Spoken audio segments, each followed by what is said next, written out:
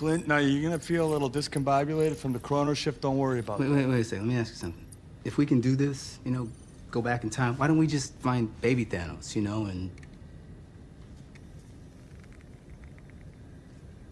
First of all, that's horrible. It's Thanos. And secondly, time doesn't work that way. Changing the past doesn't change the future. Look, we go back, we get the stones before Thanos gets them. Thanos doesn't have the stones. Problem solved. Bingo. That's not how it works. Well, that's what I heard. Wait, but who? Who told you that? Star Trek, Terminator, Time Cop, Time After Time. Quantum Leap. Wrinkle in Time, Somewhere in Time. Hot Tub Time Machine. Hot Tub Time Machine. Bill and Ted's Excellent Adventure. Basically any movie that deals with time travel. Die Hard.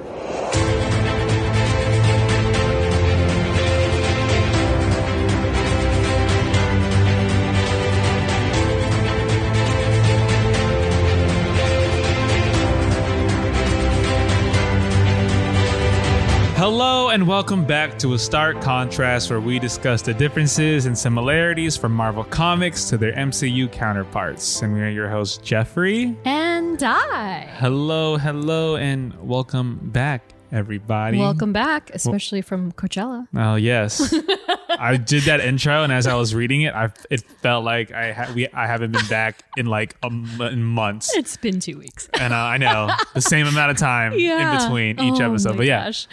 Yeah. If my voice sounds a little groggy today, guys, it's because, yes, I just came back from Coachella this past weekend 1. And you had a great time. Great time. That's the thing. Amazing it's the time. indicator of if a great any time. of our listeners kept up with Coachella and they know what it went through this past weekend and all the drama. No doubt. Yeah, it was just confusing in person. I bet. Yeah, but it was fun. Great Yeah. time. Glad to be back. Mm-hmm. Now my body's slowly recovering this week because it needs to prepare for the premiere Of Guardians of the Galaxy. 3. Well, so here's the thing. We've not yet gotten access to the premiere. The disrespect, honestly, like I know. How do dare they not know who we are? Don't they know? I'm just kidding. Truly. So Guardians is coming up real quick. Yeah. All the promos are out there. Speaking of Coachella and Guardians, Geoffrey stopped by their amazing pop-up activation. Nowhere, which seemed pretty cool. It was really cool. It was a super cool pop-up. Yeah. I remember I was telling you and you were saying that you were reading online that people are like disappointed people are of it. lackluster. Yeah, they're like, And I'm like, "Ooh." well, I don't think it's made to be like this whole interactive thing. No, it's not just at supposed to all. be like a quick pit stop. Sure. Yeah. Grab some free gear, see some cool props. And it was Yeah. really cool. There was a photo booth, free I photo. know. Did you do the photo We did. booth? Oh, okay. I We was like, I didn't see the picture, but yeah. Oh yeah, cool. Sam and I did it twice. Oh, I think good. Sam has because it was only printouts. Yeah. Yeah, so she Yeah. has those. That's cool. But then just all the free swag. Yeah. Like Dai made a post on our Instagram. On our 'Cause I, Instagram. as soon as when I got there, I was like, oh, I'm gonna grab content. I need to take pictures. I'm gonna send it to Dai immediately. Yeah. Perfect. and super cool. It was pretty cool stuff. Yeah. Seeing all the props. There was Thanos's double-sided blade. Yeah. I forgot what it's called. It's it's a sick blade. The blasters. Yeah.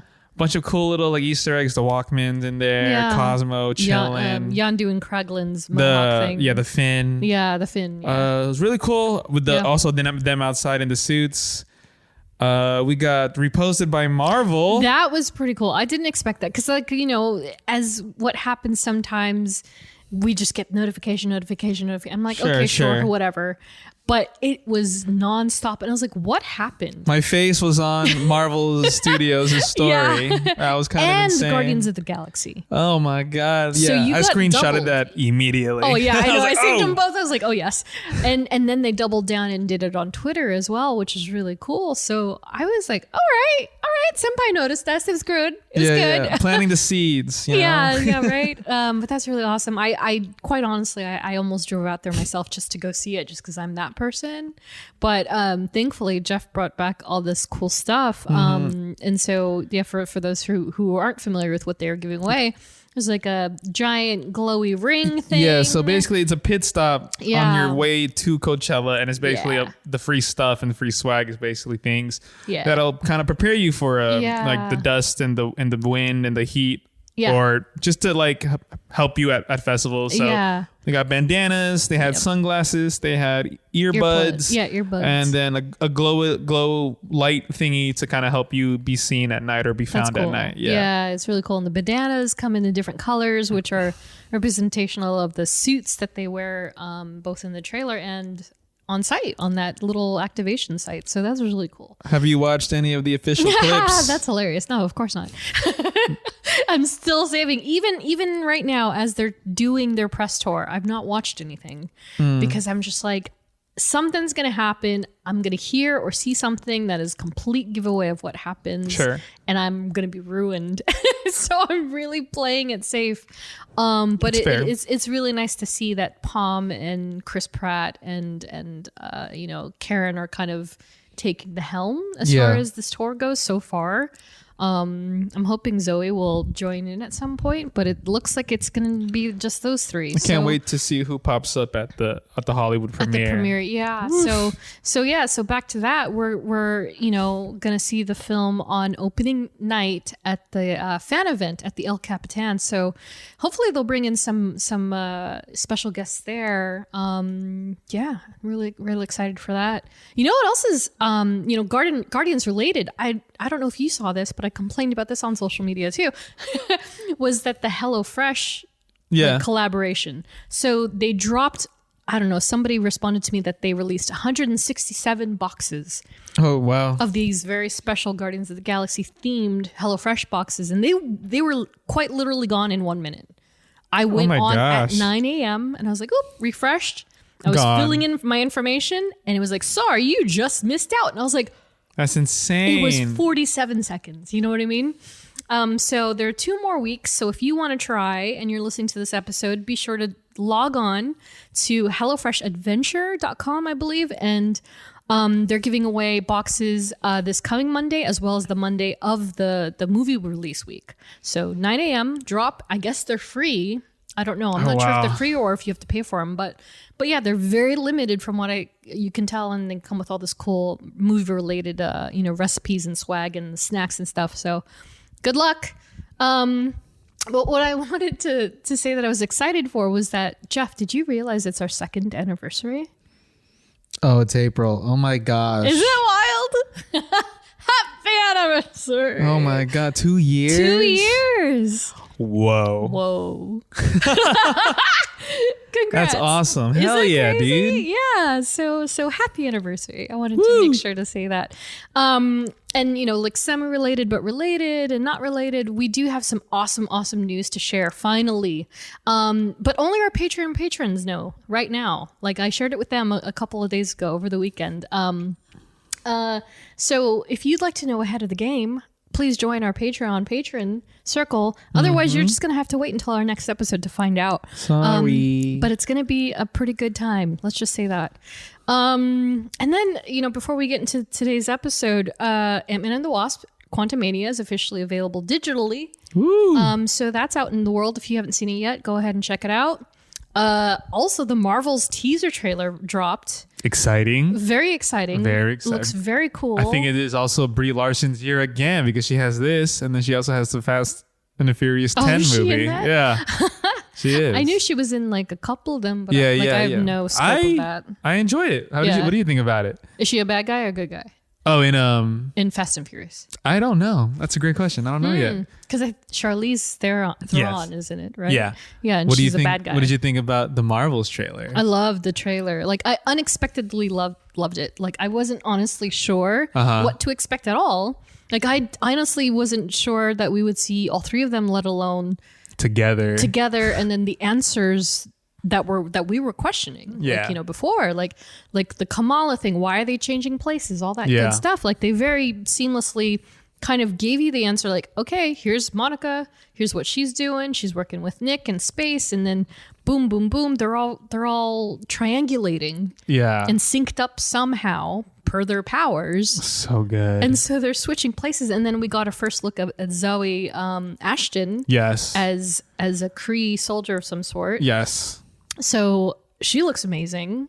Very much like her partner. She was giving off some Loki vibes, which I thought was pretty cool. I was like, ooh, I wonder if they'll ever share screen time together. But yeah, it looks fantastic. Really excited. It's kind of wild that that's just a teaser trailer. I and know. So we're not even a going to see anything full-fledged. for another maybe couple months. Couple of months at least, yeah, because they have to do like a halfway point to November, so that's when it's really gonna and get then crazy. because after Guardians, Yep. it's gonna be a Secret Invasion. Secret Invasion, yeah. like promo. Yeah. Then maybe after that runs its course. Yep. Then maybe it's Marvel stuff, Exactly, and that's Crazy. not counting all the other Disney Plus drops that might which happen. I still forget that what is happening. But yeah, Yeah, it's gonna be wild. So get ready for summer. That's really really fun and exciting stuff. So that said, we can roll into today's character study. But before that, of course, we're not experts. We don't claim to be. We're just a couple of nerds nerding out. So for today, we're taking it back all the way to Iron Man and that circle of characters and revisiting somebody who's been there since like really the dawning of the MCU. And that, of course, is James Rhodes, otherwise known as War Machine. woo! And so it's funny because I'm jumping into this almost immediately. There's a very distinct way of saying War Machine, which I just did, which is reminiscent of what he sounded like in the cartoon. Oh, really? Yeah, he would, like, every time they came on screen, they would like announce themselves and he would be like, War Machine. And it was James Avery, who was Uncle Phil, and maybe I remember taking it back to our first episode Wow. where I misnamed him as Uncle Carl Yes, with such conviction. I remember that. But yes, so James Avery was his voice, and so he used to have this very broad, like, Yes. War Machine. Yeah. Oh wow. So I'm not gonna try and say it all the time, but yeah. So War Machine, we're gonna dive into this character, very beloved in his own right. Originally created by John Byrne, David Michelinie, and Bob Layton. In his first appearance, I'm gonna have you guess the cover price. Let me put my finger over this. But here's the cover of the first comic that features War Machine. He is not on the Oh my cover. gosh. It is Tony Stark Yeah. diving out of a helicarrier, trying to pull together his suit. Yeah. So before we get into the suit, the cover details, do you want to give a stab at the cover price first? Oh, you're covering it. Yeah, I'm covering. Okay.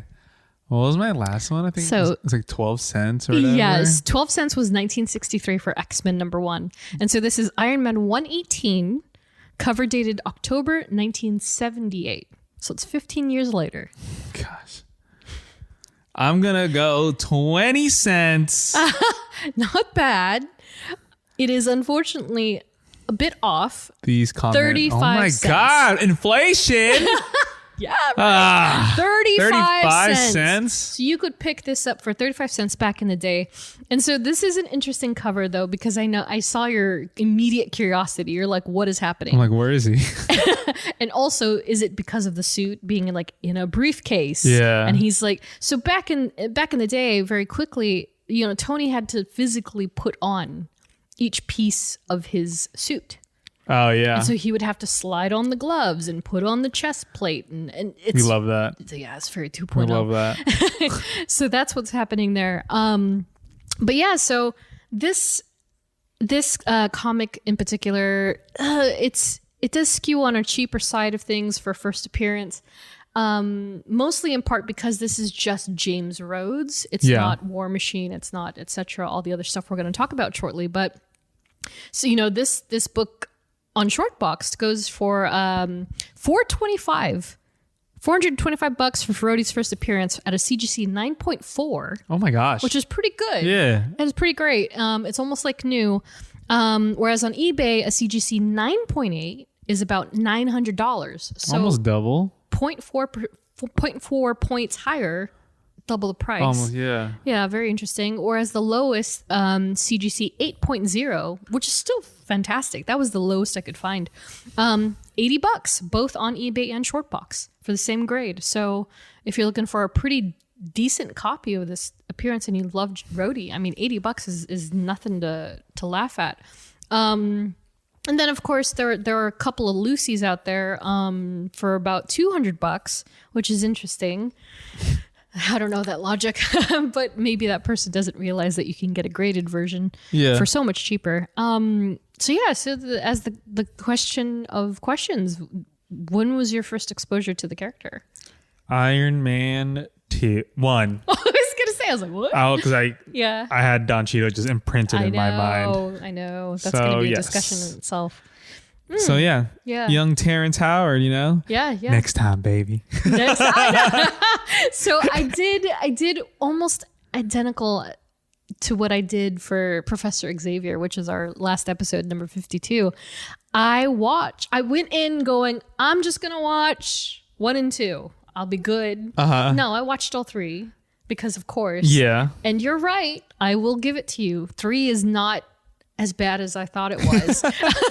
Like I realize now that I remembered things very like subjectively, right? Like I remembered parts of it and I didn't love those parts, but the rest of the movie I actually do like. And a also, lot. if you think about it, it's like at the core of it, it's Tony having severe mental health issues. It is. It's so much darker it's in retrospect. very severe, man. Yeah. And so we're gonna dabble a bit in that talk as well throughout this episode. But yeah, revisiting all 3 in succession, and I didn't go off course and watch the other stuff, but I thought, yeah, they were all very good movies. All 3 of them were very good. Number 3 is remind me. It's the one with That's the Christmas one with the Christmas little one, kid. little kitty. Like, oh yeah. He gets Yeah. shot out the air. He ends up in this small town. The kid brings him up. Yeah. And it stands out a little bit more than the previous 2 because the first 2 were more like machine based, and this third one was more of like they're mutating people,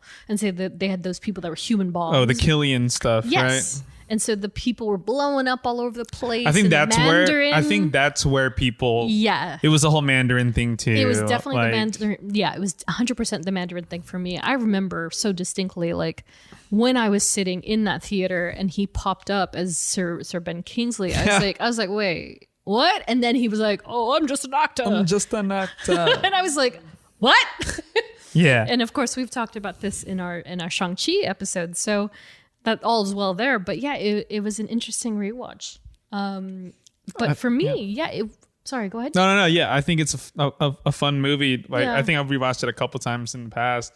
And like, oh, this is fun. It gave me one of like my favorite scenes ever. It's when he calls the house party protocol. Yeah, I forgot can't how believe cool I that remember was. that. Holy crap. The house party protocol. You And have then- a keen sense for all the Iron Man stuff, I realize. I mean, he is my fave. Yeah. And then Tony gets into a suit, comes to him. He T modes it. Yeah. T poses it. Yeah. And then RHODEY's like, oh yeah, what about me? And he T poses, and then he's like, sorry, buddy, they're all programmed to me. Yeah, exactly. And it's great that you remember that because we're actually going to talk about something very related to that in just a few minutes. But yeah, for me, the first exposure to the character, I could not remember if it was perhaps the Marvel superhero video game, the trading cards, or the cartoon. Because the cartoon came around 93, 4, or 5, which is on the heels of the X-Men one. Oh, okay. So that's why it's like pretty ingrained in my brain from that point. So it's a bit of those around that time. But yeah, you know, like again, the cartoon really influenced me for the character because he was like the sub character. It was Tony and RHODEY, and then the other characters just kind of in and out. They had Mandarin, I think. I don't even think Pepper was in it. I can't remember, to be honest, but it was very much about those two guys. And so the trading card that I have here, I only have a couple. One of which is the 94 Hildebrandt Brothers Marvel Masterpieces. And this was something very funny because like back in the day, I'm showing Jeff two seemingly identical cards. Back in the day, this was like, okay, cool, you got a card, great. And so they started to do this thing where they would incentivize, like you could get a signature series version. And so they've just etched the artist's signatures into the card. And it used to be such a big deal, dude. And so That's how they get you. I know, and I have two of these for War Machine, but on the one I'm actually going to read, this is, do they list the artist? I don't think they do. And it is Joe Jusko Oh, this is the Joe Drusco set. So let's see how much this resonates with you, Jeff. So, War Machine, real name, James Rhodes. Group affiliation, Avengers West Coast. When death seemed imminent for Tony Stark, the man inside the Iron Man armor, he feared the world would be without the technological hero's protection. So he created a new suit of battle armor for his friend and longtime associate Jim Rhodes, so that Rhodes might carry on responsibilities of Iron Man. But Rhodes soon carved out his own legend as the unstoppable War Machine. And now with Stark's recovery, there are 2 Iron Warriors to protect the planet. Interesting. And then at the very, very bottom of this card, it says, in the beginning, ... Jim Rhodes substituted as Iron Man for a time while Tony Stark was incapacitated. Oh my gosh. So there's a stark difference right there, right off the bat. And so as we get into this, all about James Rupert Jim RHODEY Rhodes. Oh my gosh.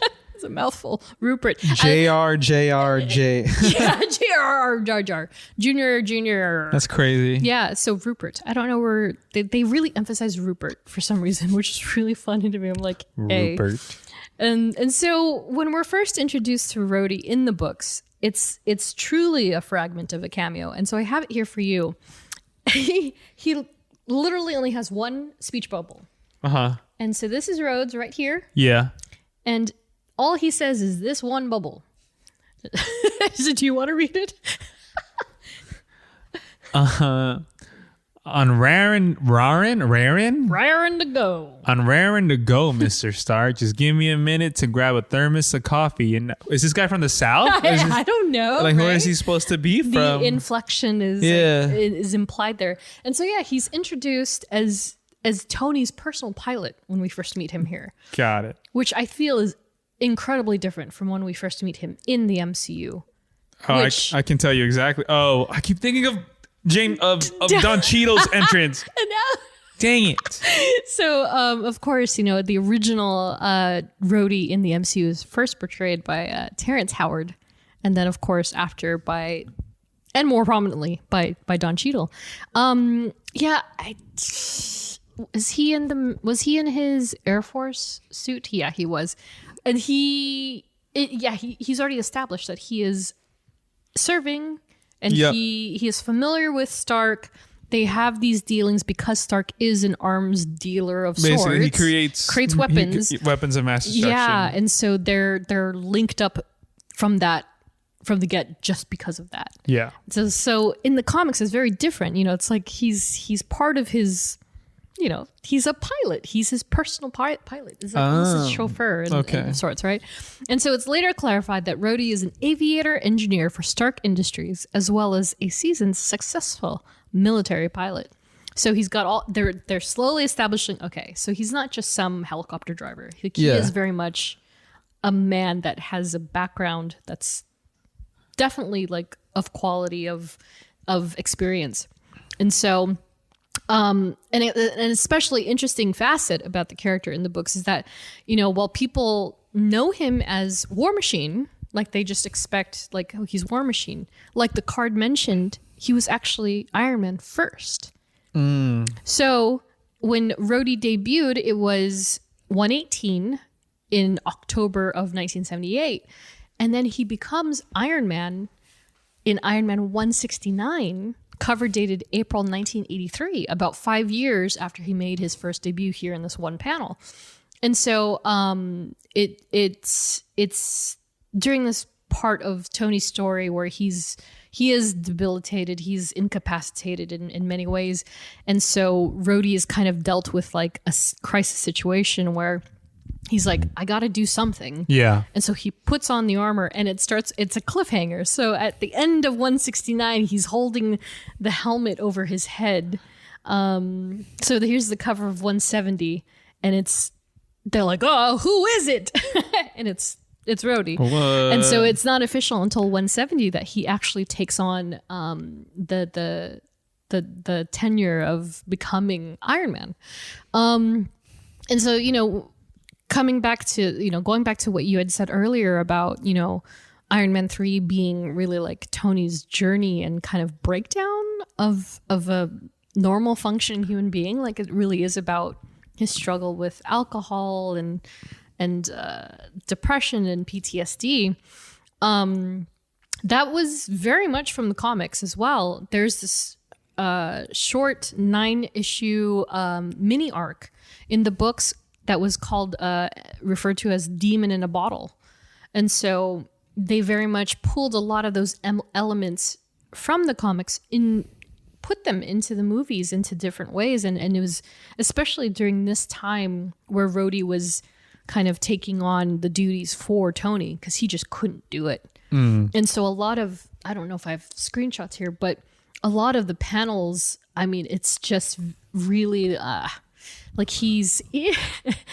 RHODEY is struggling to be Iron Man as much as Tony is struggling to just be Tony Stark. And it's really unfortunate, but you do see parts of that Tony in the Robert Downey Jr. version where he's quippy, but you can tell he's full of like pain and he's like, I can't do this. I can't be Iron Man anymore. I can't do this. And he almost faces that in every movie, right? Because he has to upgrade the arc reactor and then, you know, all that good stuff.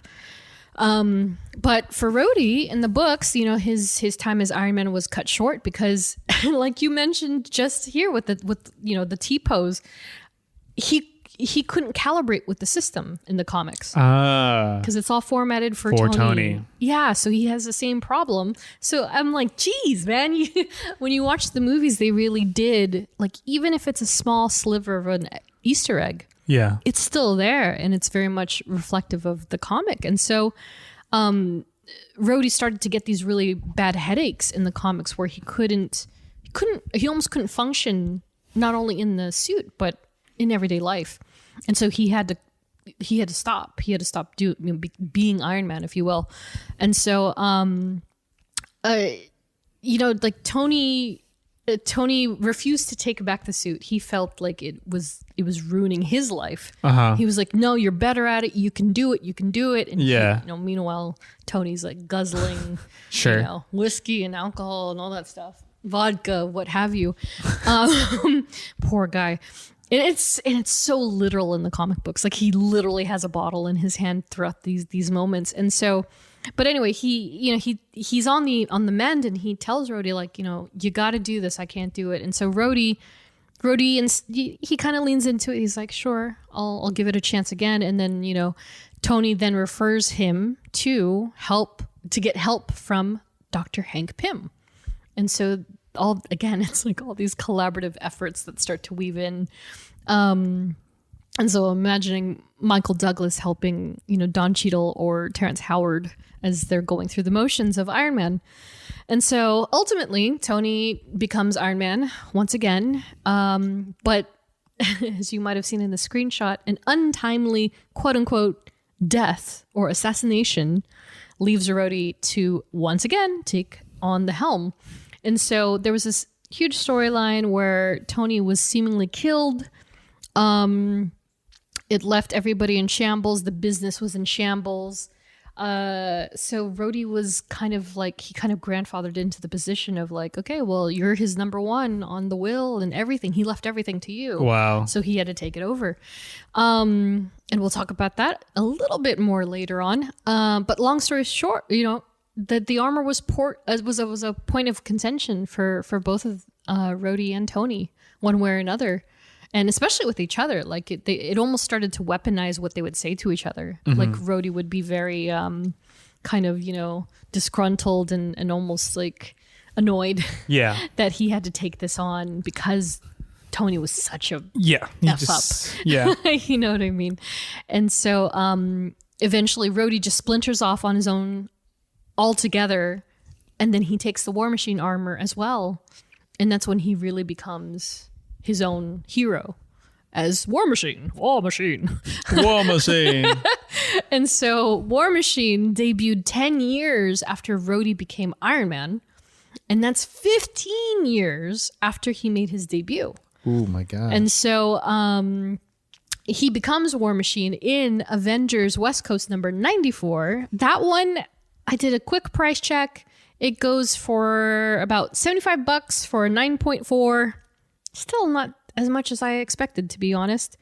And then a whopping $700 if you want it signed by, or if you want it pre-signed by Don Cheadle. There's one signed by Don Cheadle. Oh my gosh. Yeah, signature series version for $700. So bumps it up 10 times if it's signed by him, which is kind of funny because usually that's not the case. But yeah, so that's basically RHODEY in the comics. Wow, in a nutshell. that is very like different because I was gonna say how RHODEY and MCU came to be in the MCU. Yeah, I feel like he just kind of came into it. Like he was a friend of Tony's, but he was not like his right hand man. Yeah. Like his friend for sure, close friend for sure, but never had intentions of like. Very professional. You know, I think that's maybe where they draw the parallels. Like they didn't want to come in. They didn't want to come into it, but they just found themselves into it. Exactly. Because now I have to help my friend out. Yeah. And so it's kind of funny, right? He has to. He's like, Tony, there goes Tony again, and he's like, well, I'm just gonna have to bail him out again. Yeah. In his own way. Especially that scene in Iron Man 2, I believe, like when they have that drunk fight in Tony Stark's house. Yeah. And you have DJ AM DJing, R.I.P. Right. I was like, I forgot he was in this movie. Yeah. And then he's like, Tony, take off this suit. He's like, no, you first. And then he's like, yep. I love that sound. It's like a poor man's I love it. pulsar sound right there. Yeah, and that was actually, it was a pretty memorable moment too, because like it's, we saw a glimpse of that suit, or what we believe is that suit, in Iron Man 1 with Terrence Howard, and just like you said, Next time, baby. And so you finally see RHODEY wearing it in Iron Man 2 during that scene, and it is a very like dressed down version of the Iron Man suit, which is basically, it's all silver.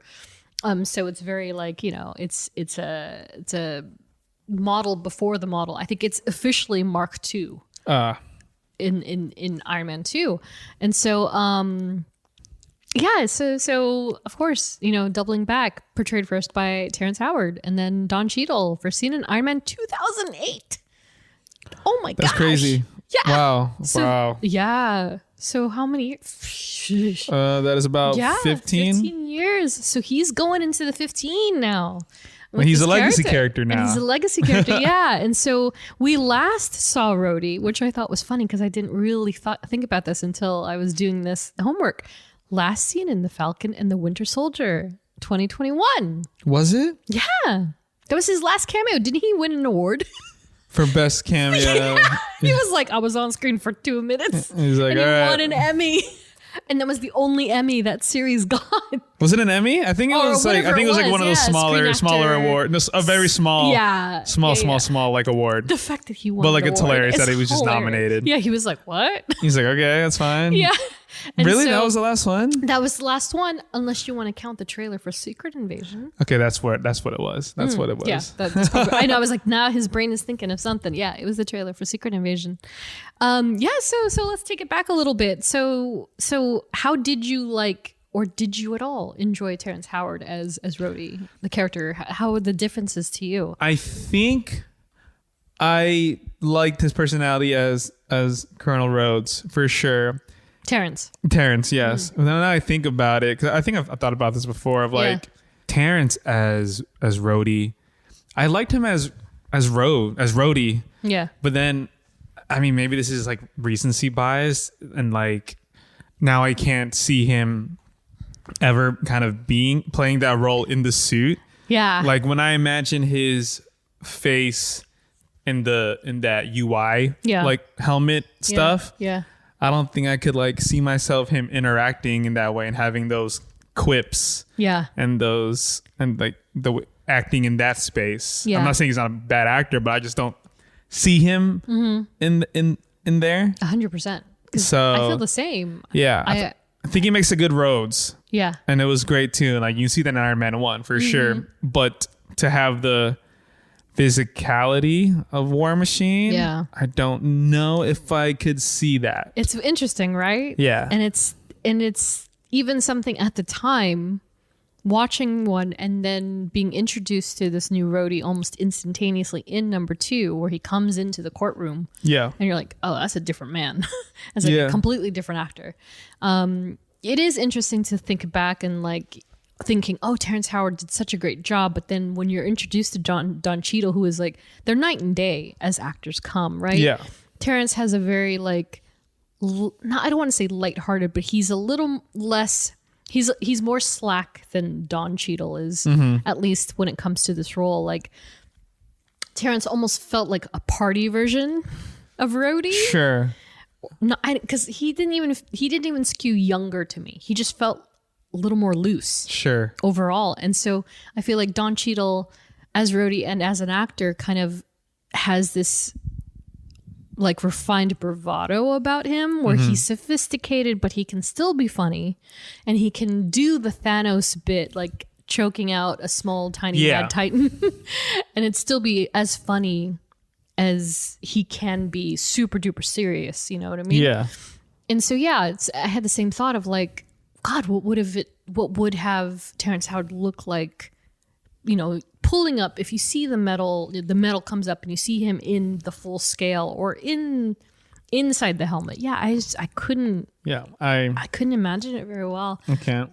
And I'll tell you, even reading these comics, because at first, when I first rewatched Iron Man 1, I was like, you know, like Terrence did an incredible job. He does really feel like comic book Rhodey, especially when it comes to the 80s, 90s version. But I found myself, the more I read, the more I heard Don Cheadle. Sure. Like in every panel, That's heard fair. Don Cheadle. Yeah. I was like, and you know, I don't know. I don't want to say he's better, but I just feel like Don Cheadle just took over the role. Yeah, he really did.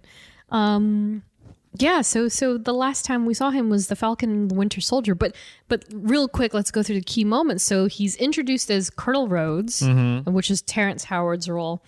He played a much bigger role in Iron Man 2, as we saw. And somewhere in between the films, he's promoted from Lieutenant Colonel to straight up Colonel. Yeah. So so that happens, I guess, from the success of the first film or whatever. And like he got promoted.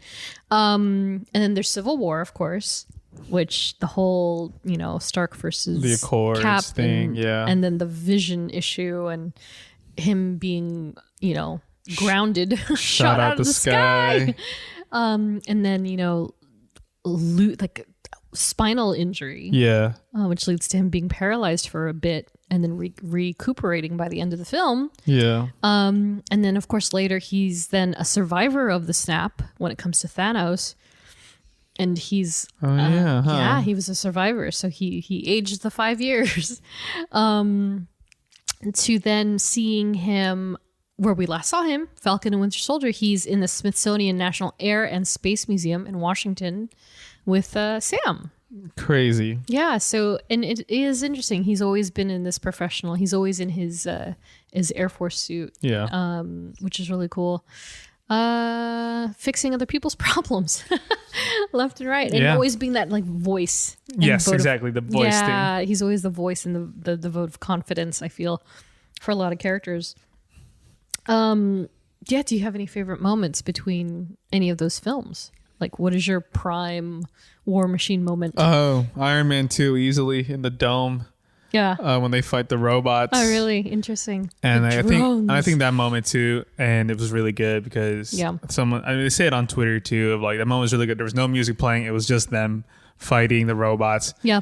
And then it's all that metal ASMR. Yeah. The guns. And he's like, oh, nice. Yeah, I like that. Yeah, you like that? And it's like, oh, that's really fun. And then and then Tony's like, Rhodey, get down. And he lasers all of them in one go. Yeah. And then he's like, you couldn't start with that. He's like, sorry, buddy, it's a one-time use. And those are moments, especially those movies are like moments that made me think, God, I miss Tony Stark. Yeah, 100%. Really miss Tony Stark. He was fantastic, but he was too good. You know what I mean? Like, to have him keep going. Yeah. He's just too good. He had to go. He had to die, people.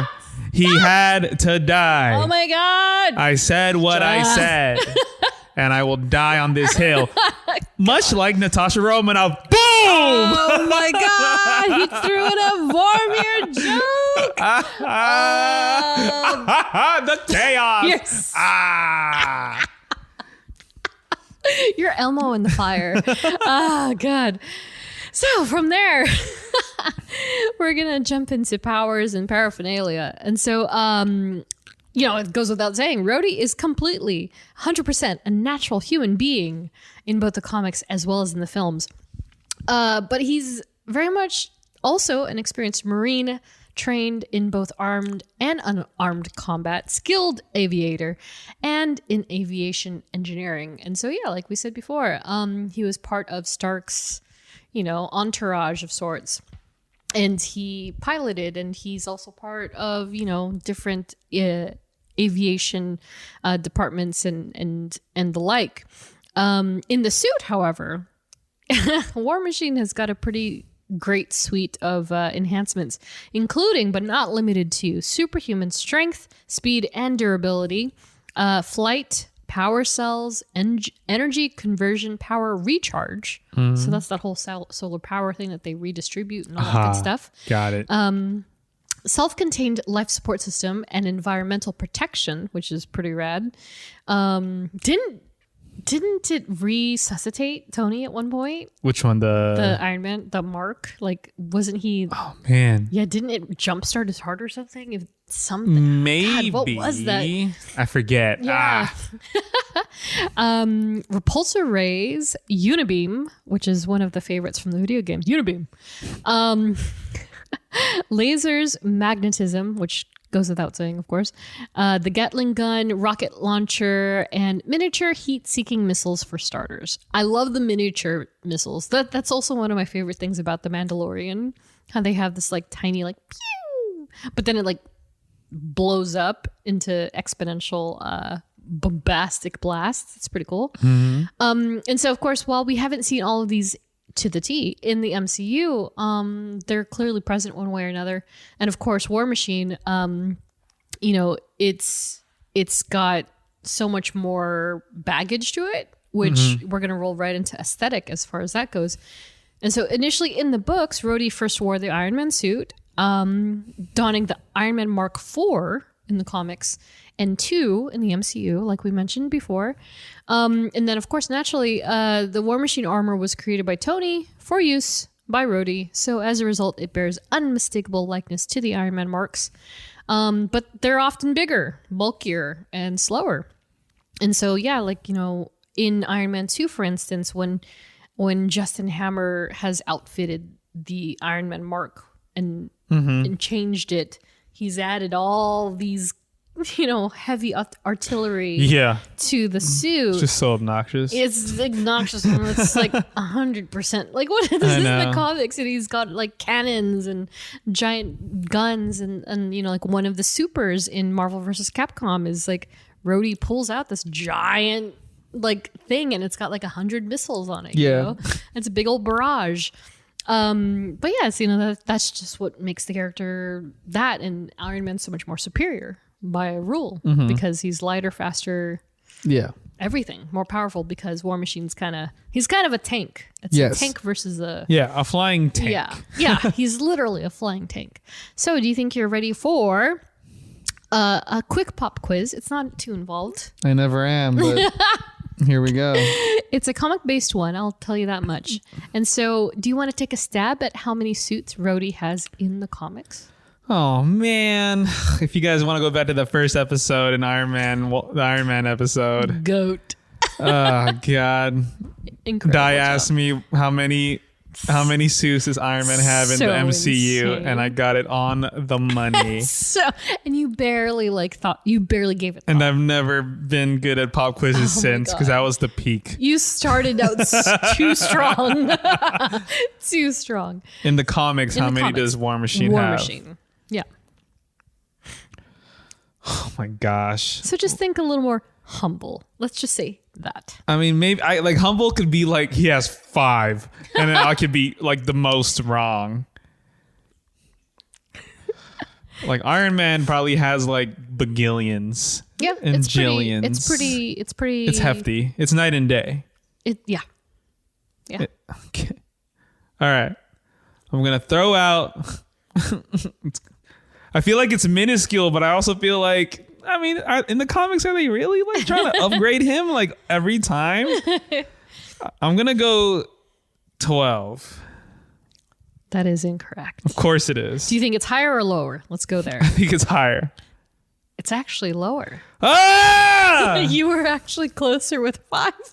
Wow. Yeah, in the comics, there are only 7 War Machine marks compared to Tony's incomparable amount of That's what I'm saying. 344. See, it's the comic book questions that throw me off because numbers just don't exist. Yeah, so in the comics, War Machine has several armors, some of which include the Iron Patriot armor, the Eidolon Warwear, Hollow armor, and Sentinel Squad armor, which, by the way, he was even once part cyborg in the comics, which kind of unfurled in a weird way. So what happened is that I don't think that they actually fleshed out the story, but it's almost like an in-betweener, like something happened to RHODEY. I believe it was after Civil War. He was incapacitated to the point where he lost his limbs. And so he looked like Cyborg from DC. He was outfitted with, the War Machine suit, but he had half of his face was kind of cyborged out. It was definitely a different time, but, long story short, it involved clones. It involved Norman Osborn. We've heard that song and dance before. We're not going into that. But, of course, in the MCU, we've only seen RHODEY don the Iron Patriot armor of those previously mentioned from comics, which made its debut in Iron Man 3. And then, fun fact, in the comics, the Iron Patriot suit made its debut in the Gambit series of all series. Oh, wow. Yeah, I remember this cover very distinctly, and it's like Iron Patriot and Gambit going head to head, and I was like, what is this? And it's interesting because the Iron Patriot suit in the comics came to be at all because the movie did it. So it's one of those rare instances where they're like, oh, that's a cool idea. We're going to put it in the comics so that people will go, oh, okay, cool, great, awesome. And so if you scroll down our little doc here, I do have a picture that features all 6 of the currently known War Machine marks. Do you have a favorite of any of those? I think it's between, the one in Iron Man 2 or Infinity War. Oh, the Infinity War one is kind of crazy. Yeah. Yeah. Like I think when I think of RHODEY in Infinity War, I think of when they're at the Battle of Wakanda, and he's firing at any or all people. Yeah. Or one of those things coming Those in. space dogs. Space dogs. Come here, space dogs. And then he's just firing. He's like, hold up, Sam. Yeah. I got something for you. And it's like I'm here for the sound effects. Yeah. And the weird thing is that I barely remember even seeing this last suit as much as it's probably in there. It was just that there's so many characters that you just almost never see him specifically. Yeah. But yeah, it is bulked up and stuff. So I wonder how, moving forward, are they gonna tune him down? Yeah, like what is he gonna look like? Yeah, what is he gonna look like? We've only seen him in human form recently. Exactly. So, we've not seen him in the suit since Infinity War and Endgame. Yeah. So that's kind of wild. So I know it's very quick, but this one is definitely more up your alley. Pop quiz. You ready? Mm-hmm. Okay. So when I feel like you might have almost answered this already. When did RHODEY first officially don the War Machine armor in the MCU? And this could be a trick question. It was in when he was saving the president, and then he was saving the president, and I think was it during Killian or whatever. Oh yeah, he's like, bring me the president. They go to that secret lair. He pops out of the suit, and it's him popping out. He does a flying punch. And then he's like, because he's putting the hand to the heart to the thing, and then he's like burning him. He's like, all right, you asked for it. Bah! Am I wrong? Isn't that Iron Man 3? Iron Man 3, yes. Did he not have War Machine in Iron Was Man 2? Iron Man 3? Oh, Yeah, God. it's Iron Man 3, I think. So Iron Man think. 2 was then during the fight then. The See, DJ this fight? this is where it's a trick question. So, yes, you're right, and yes, not entirely correct. I don't know why I get Iron Man could be 2 and wrong. 3 mixed up. I mean, for War Machine, it's totally fair because I feel like it all blurs together. Yeah. The Iron Man Mark II, which is the silver suit that Rhodey first wears in Iron Man 2, is during the DJ AM scene in the party, and which is again very cool. And then the official first time they actually unveil the War Machine suit is when they're having the Stark what do you call it? Oh, the Stark Expo. The Stark Expo, and Hammer is on stage presenting all the new drones Yes. that Whiplash has created. And then Oh, Rhodey that's when he comes up. debuted. Yeah. The new War Machine. And he's like, I don't want to be here.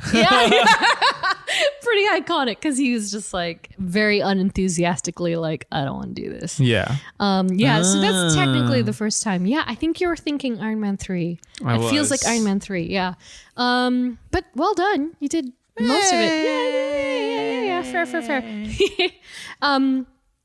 And so for Rhodey, when it comes to family, friends, and affiliations, we're not going to get too nitty-gritty with this section at all, to be perfectly honest, because you know what? They haven't really tapped into any of that stuff for Rhodey when it comes to the MCU. So, to have a balanced conversation here, I just wanted to, tackle the obvious, which is Tony Stark, aka Iron Man. We mentioned at the top of the show, Rhodey had humble beginnings as Tony's private pilot. And his importance just grew grander in this grand scheme of things, with each issue, each year. I have this screenshot that I wanted to show you. It's from the Invincible Iron Man number 144. And it's like it's a half issue. Mm-hmm. And the second half, it's like a special bonus, never before revealed, Shellhead's first adventure in Vietnam. Like he and Rhodey, you have to remember, back in the day, Iron Man and Tony Stark were not known to be the same person. Yes. So Iron Man was Tony Stark's, his his protector, his bodyguard of sorts. And so this story essentially takes place in Vietnam. Rhodey is on the ground. He's in the terrain. He's in the jungle, and he encounters Iron Man, and he's like, do you know if Tony's okay? And he's like, oh yes, Tony is fine. He's the best. He's amazing. Yeah, that's exactly right. And so during one part, I think Rhodey, he broke his arm and his leg, or he sprung his ankle or something. And Iron Man, instead of doing what he would do in the movies, which is like fly around with him or fix it on the spot, he's like, get on my back. I'm gonna piggyback you. So I wanted to show you this just because it's so absurd. So by this point, they're already starting to build the friendship between Iron Man and Rhodey, so that he's like trusting him. Yes. And then of course, like all things, Tony finally reveals like, oh, I am Iron Man. And Rhodey, very much like Don Cheadle would in the films, is like, nah, really? I had no idea. Yeah. Like he put it together himself. Yeah. And of course, Tony Stark, aka Iron Man, portrayed by Robert Downey Jr. GOAT. Per Wikipedia, Rhodey, quote unquote, flew 138 combat missions before becoming a liaison between the military's Department of Acquisitions and Stark Industries. So again, that's kind of where their meeting point is. They're running in the same groups, and I can just imagine the conversations that Tony and Rhodey would have, like, oh, come on, Rhodey. Come on, Rhodes. Just let me do this. And then Rhodes reluctantly letting Tony get away with murder, literally, unfortunately, sometimes. But yeah, their relationship in the movies is awesome. I think they did a very good job selling their friendship. Do you think Don Cheadle was better with the chemistry than Terrence Howard? I want to agree. Yeah, I think so too. Yeah. I think so too. Kind of like, yeah, unmatched, incomprehensible at this point. I almost feel like Terrence had a combative, almost like they almost had this weird competitive vibe about them in a way that wasn't supposed to be there. Yeah. Right. I mean, it could be because Terrence didn't get the chance to, build that chemistry and relationship. But then I think everyone knows like the story on like why, Tell us why, Jeff. why Terrence Howard kind of didn't get get asked back. Yeah. I mean, long story short. Yeah. Terrence Howard wanted to get the same amount of money that RDJ was getting for playing Iron Man. You know what was wild? Because I knew that much, right? And then the whole he got offered less for the second film, which is like, okay, well, which sucks. Like I heard he was reportedly offered 40,000 or not 40,000, 400,000 maybe. But he got more than, I was going to call him Tony. He got more than RDJ in the first film. Like RDJ got the smaller paycheck, which is crazy. Yeah. Because at the time, Terrence Howard is a bigger name. Exactly. But this was also like a redeem thing for RDJ. For RDJ. So if it works out, cool. Yeah. If it doesn't, no problem. Okay, it's fine. Yeah. So I think he got 1.2 or something for the first film, and then they pulled him down to 400, and then they that's tripled significant. Yeah. RDJ. So I guess that's part of the contention of it all. It's like that. But yeah, I think Don really nailed it. Yeah. And also like in a weird way seamlessly brought the chemistry together. Yeah. It didn't feel forced. It didn't feel like... And then it kind of comes to like full fruition of their friendship when Tony dies in Endgame. Yeah. Like, not to go too quick on a side tangent, but you can see like the 3 different relationships when Tony dies. Yeah. You can see like where their relationships are like at for all 3 of them. So the first one was RHODEY, right? Yep. First one was RHODEY. All he does is he puts his hand on Tony's shoulder and doesn't say a word. And he's because he at the end of the day, RHODEY is a soldier and they fight and they're friends, but he knows what Tony did because he knew what he had to do and he did it because he had to. Mm-hmm. And so he just looks at him, gives him a look of like, you done good. Like, oh man. Mm-hmm. And then you have Spidey that comes in.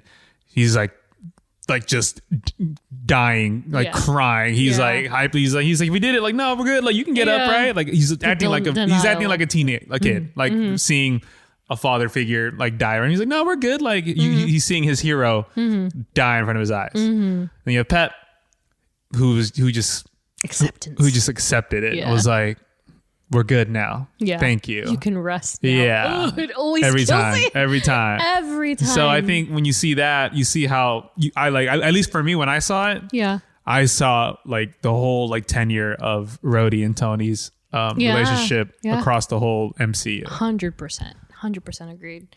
And so I didn't go too into the weeds with this. The Avengers, of course, they're all it's a by proxy thing because of Iron Man.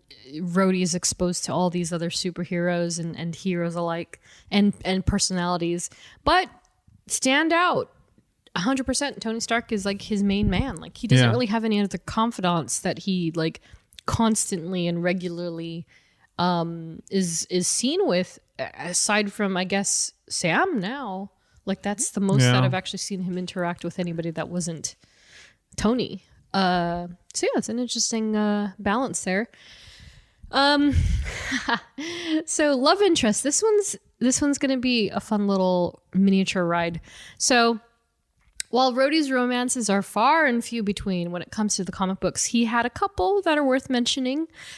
Kicking off with an honorable mention for a woman named Ray Lacoste. And so, long story short, she was a hairdresser that first dated Tony, and then she dated RHODEY.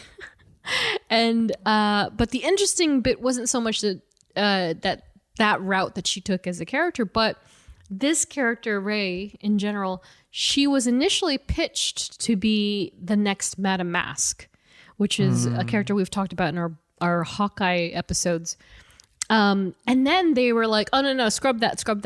We're going to make her Scott Lang's ex-wife. Oh, my gosh. And then they were like, scrub that. They never went anywhere with it. And then so she just eventually just falls out of the picture entirely, but it was an interesting backstory for her. She does not have an MCU counterpart, so whether or not we'll see her in Secret Invasion or Armor Wars, who knows? We'll see when we see, I guess. But a character that we are familiar with that we just recently covered in episode 51, Carol Danvers, Captain Marvel. So again, we're just going to rehash what we said there.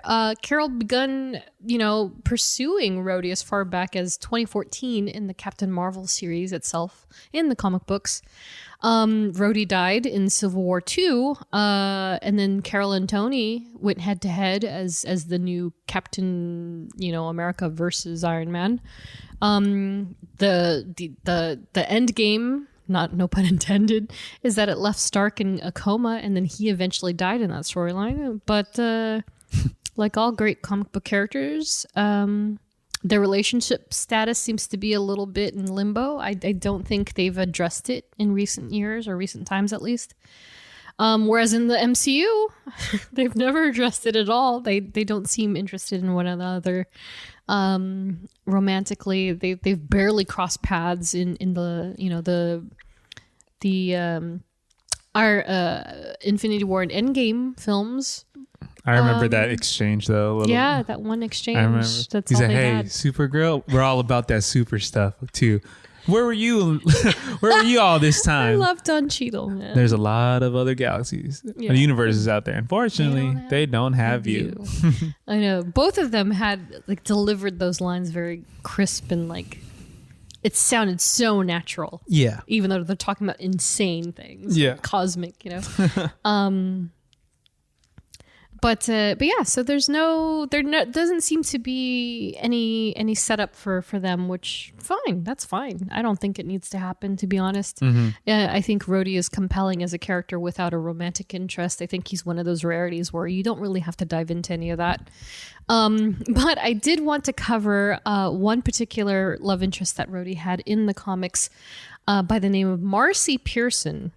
So Marcy was Tony's West Coast public relations chief, who had a wealth of stake in the company after he died. So again, around 280 late 80s of Iron Man comics, he passed away. He seemingly passed away, left RHODEY all of his stuff. And I wanted to show you this page because it is truly one of the most ice cold pages I've ever seen in comic books. So Marcy was an important person in Stark Industries, and so throughout the entirety of Stark's death and how RHODEY was grieving, she was like, "You don't need to be CEO. I don't think you should take this job. You don't need it. Let me do it. Let me take the reins." And RHODEY was like, for a minute, he was like, "Okay, yeah, no, maybe you're right. Maybe you're right." And then I wanted to show you this. So cold, ice cold. Yeah. He calls her up in the middle of the night. And he just straight up is like, what does he say? He says, "Marcy, it's Jim. I've made up my mind. You're fired." Oh my gosh. He hangs up. And then he goes, "I'm starting to like this job." Wow, that's insane. Ice cold, just "You're fired."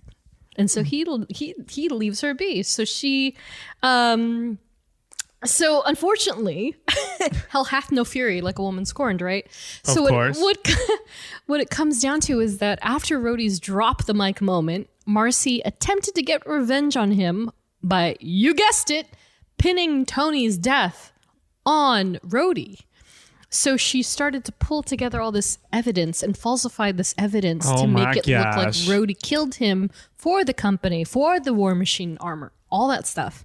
And so later on, when it's revealed that Tony was actually in cryostasis, he gets on the horn with Marcy and he's like, "Hey, Marce, just want to have a talk with you. Come on into my office. I want to talk about this whole RHODEY thing." And she's like, "Oh yeah, about that." And it's funny because in the issue, in the narrative bubble, it's like moments and an insane a ridiculous ramble later. Oh gosh. So she's just like, "Oh going yeah," on, and then, yeah, she's doing that thing, and then he just goes, oh yeah, so how about you tell me about your relationship with, and then he just unfurls the entire thing that she tried to pull on him. Wow. And then he also doubled down and he's like, well, it's nice seeing ya. And then the FBI comes in. They take her away. Wow. She tried to kill him. So boom, she's arrested. No more Marcy. And so That's crazy. There's no MCU counterpart for this character. Kind of interested to see it, but there's no Tony. Honestly, that's now. a great Armor Wars story. It is, yeah, right? Like there's no Tony, right? But it is reminiscent of kind of like Dr. Ross, Agent Ross, and Val in a weird way. Yeah, right? yeah. It's kind of reminiscent of that. But I don't know, we'll see. We'll see if we see anything as far as romantic counterparts go. And then when it comes to adversaries, again, I didn't want to get too crazy on this because even still, all of the villains that we've seen RHODEY go up against are all Tony's folks that he just kind of gets looped into. So very quickly, Justin Hammer, portrayed by Sam Rockwell, who's fantastic in that role, also a candidate for Iron Man, right? Is that Justin Hammer? Oh my god. Whereas in the comic books, Justin was a British industrialist and direct competition to Tony Stark and Stark Industries, which was also referred to as Stark Enterprises, by the way, in the comics. Funny enough, Hammer was a big part of the story arc in the late 80s known as the Armor Wars, which I feel is like, it's kind of like an amalgamation of the... It pulls a lot of stuff from the films that we've seen already, and in the comics is very reminiscent of that. So like, again, with Easter eggs, right? They pulled all these different elements from Armor Wars in the books and put it into the films in one way or another. And so, yeah, again, Justin wasn't so much of an adversary as much as who he actually introduced, who is Ivan Antonovich Vanko, aka Whiplash, portrayed by Mickey Rourke. Again, another one of those actors where I'm like, oh yeah, they're in the MCU. That's what I'm saying. They got like big name actors during that phase They 1 really going did. into 2. Yeah. Yeah, for sure. Heavy hitter. And in the MCU, Whiplash was a Russian physicist and the son of a disgraced scientist by the name of Anton Vanko. He created his own arc reactor, pretty genius, and ultimately turned Hammer's own drones against him, as well as the War Machine suit, which I thought was pretty clever. I forgot he did that. I loved Iron Man 2. Yeah. It was really, really good. I remember, once again, as people always are, they were upset that he didn't look like he did in the comics. I think that's like it's a broken record, you know? It's like so... no one ever looks like... Yeah. And if they did, jeez. I know. And of course, it was based off of one character poster, and it was the one where it's Whiplash, and he just has the arc reactor, and then the what do you call them? The things. The Whiplash things. The whips. People were upset that you could, like, he wasn't a full suit, which of course he gets later in the movie. Yeah, because of he stole the technology. Exactly. I was like, Yeah. It's the same. Short story is that it has not changed over the last 20 years. So in the comic books, he's a little bit different. He's got a little difference there. His name is Anton Igorovich Vanko, aka Whiplash. And he was instead a young Russian scientist whose village was invaded by someone weaponizing a stolen Iron Man suit. So his revenge in the comics is quite similar in that, like in the MCU, it was more like, oh, he killed my father, I want to kill him. I mean, that's typical. Yeah. And in the comics, it was like, oh, he ruined my village. And then he seeks to get revenge, and it wasn't Tony, but it trickles down. And then of course, Thanos, some dude named Thanos, by portrayed by Josh Brolin, and again, tale as old as time. He he gets grandfathered into this mess, and we all know what happened there. And so some other of War Machine's biggest adversaries in the comics who have made MCU appearances. Now, this is going to be a trip because like a lot of these characters either have phased out or they just haven't intersected. But these are some of War Machine's adversaries in the comic books, and they include Obadiah Stane, who is in the first film. Yes. The Mandarin, who is in the third film. Yes. Ultron. Eric Killmonger. Wow. Titania, which is a fun one. Norman Osborn. Ghost. And Kang the Conqueror. Wow. So, of those, I feel like Kang might be the standout, that potential, like he could go toe to toe with Kang at some point. But yeah, we'll see. As for other versions and in other media, so there are quite a few interesting variants when it comes to War Machine. In addition to James Rhodes, more than 10 different people have taken on the War Machine helm in alternate realities, including Tony Stark, Dum Dum Dugan. That's hilarious. I know. Frank Castle. That one's a wild one. And even Thaddeus Ross. Thunderbolt. That's crazy. Yeah, Thunderbolt's all over the place in the comics, dude. Red Hulk. And then, of course, another man by the name of Parnell Jacobs temporarily took on the War Machine armor. The two of them, they actually had a relationship. They served in the military together, but Jacobs was discharged. He became a mercenary and then utilized the armor himself rather than sell it. So he was like, I'm going to take all these weapons. You know what? I'm going to keep that suit and I'm going to use it for myself. So yeah, we all know how that goes. And then as for animation, like I mentioned at the top of the show, he's been in a number of video games and animation, but the standout role for me was, he was played by the late, great James Avery in the 1993 animated series. Mm-hmm. Uncle Phil, not Uncle Carl. There you go. And then another version of RHODEY, which is of interest to mention, is the RHODEY of Earth 32938, appeared in What If Killmonger Rescued Tony Stark? We can't forget that one. Oh, that's right. Yeah, Don Cheadle voiced him there.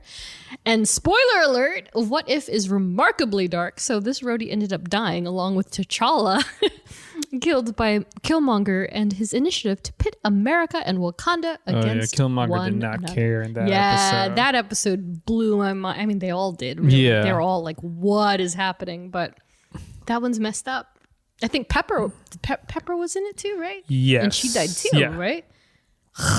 Dark. Before I move on to the future, I want to get this one note of Don Cheadle. Yes. Every time I think of Don Cheadle and it's not War Machine or RHODEY, Yeah. it's Captain Planet.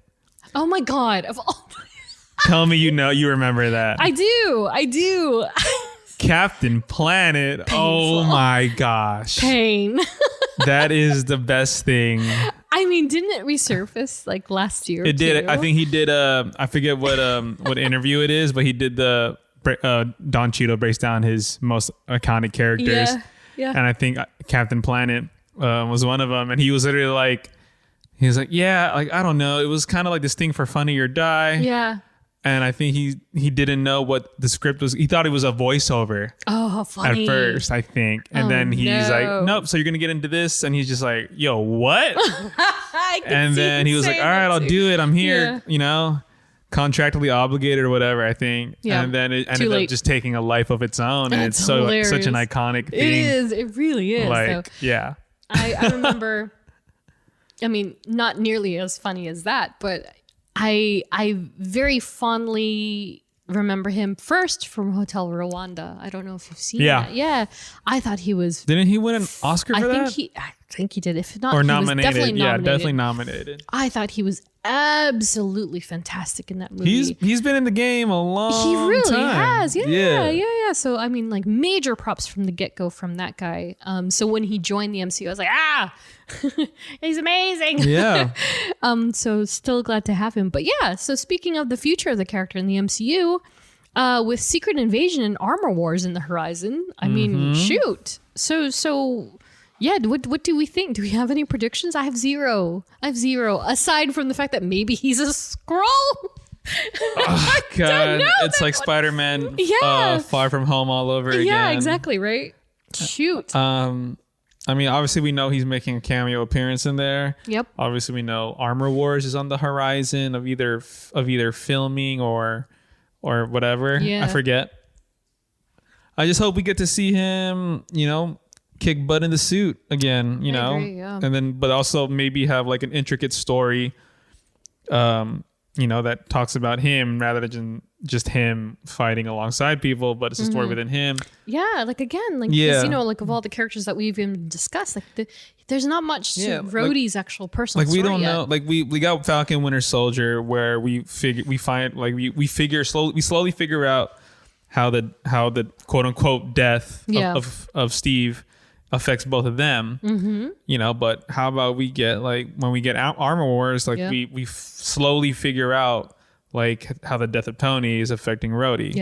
And then you can throw in I think Riri Williams supposed to be right? So then it's like, okay, like now it's like you're switching roles of like you had Tony mentoring Spidey, now you have Rhodey mentoring Riri, even though technically Riri's like the smarter of the two, quote unquote. Yeah. Not quote unquote, but she is technically. Yeah. But she's just super young. But, like I think that would be like a cool like thing to play off of. But I think mostly trying to see like how the death of Tony is affecting Rhodey, because we haven't really tapped into that. And I think that'd be very beneficial for the character of Rhodey, and then expanding, Don Cheadle as War Machine. Yeah, absolutely. Well said. Can't even top that. Not even a little.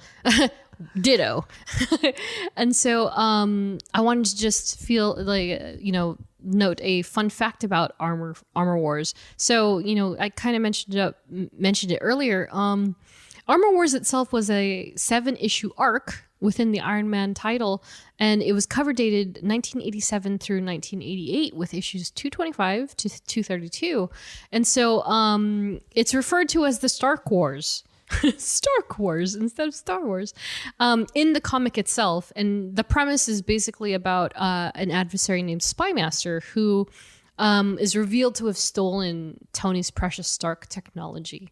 And so the story itself includes Scott Lang, who Tony enlists to help him, as well as old pal Justin Hammer as a primary adversary. And Rhodey is not listed as a main player at all when it comes to Armor Wars. So it's kind of like a Civil War situation where it might bear some resemblance to the story, but other than the name of it, it might not really have anything to correlate with as far as the source material goes. But one of our favorite topics here on this show almost was. And so tracking with many of the MCU's unexpected gems, it was revealed in 2021, very recently, that Anthony Mackie had even auditioned for the role of Rhodey as War Machine. And he didn't make the final cut, but 6 months later, he landed the coveted role of Sam Wilson, aka Falcon. So it's another one of the situations where like, you're not quite right for that one. Yeah. But we got something for you. Don't worry. What could have been. Yeah. And then lest we forget, Don Cheadle was given 2 solid hours to decide if he wanted to be Rhodey or not. After they decided to not move forward with Terrence Howard. Yeah. And then I was reading like more about it, and he was like, they phoned him and it was his kid's birthday party. So he was being dad at his kid's birthday party, and Marvel was like, so we'll give you 1 hour.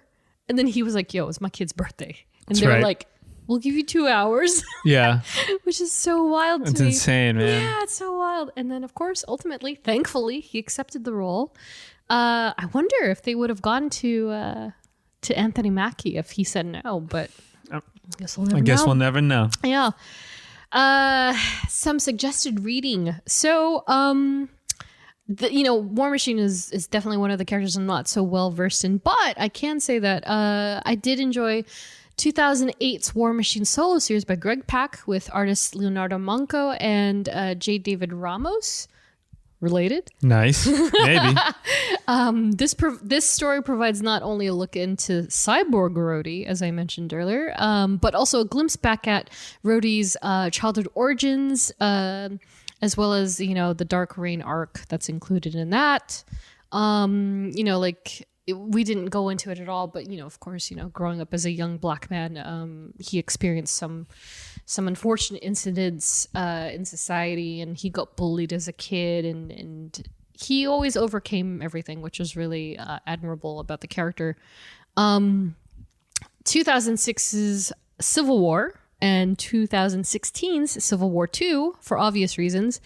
There's a lot going on both of those titles and arcs for all of the heroes, but especially RHODEY. He's pretty, integral to those storylines. And then, of course, you can't go wrong with the classics. So again, the original Iron Man runs, the old 70s through the 90s for more RHODEY. Especially, it's so interesting to see how he looked different during the different eras. Right? Yeah, like his first appearance, he was very traditional 70s look. And then by the 90s, he's got like a sick fade. Oh, wow. Yeah, they drew it in. And you got to love the decades. So that said, that's the end of the show. Oh, my gosh. Yeah. So thanks for listening, guys. Woo! Next episode, we got ourselves a traditional mini Marvel. Oh, exciting. So fun. So be sure to send us your questions or comments that you would like included in that. And then our next major character study after that is none other than the deadliest woman in the galaxy. Gamora, finally. Who? Gamora. Who is Gamora? Where? Why?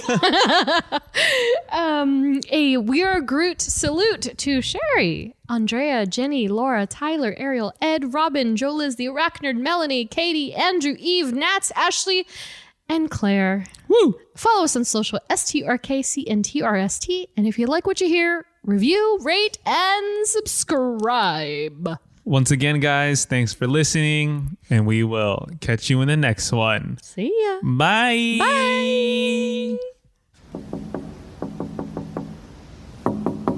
Are you Tony Stank? Yes, this is Tony Stank. You're in the right place. Thank you for that. Never dropping that, by the way. Table for one, Mr. Stank. Please, by the bathroom.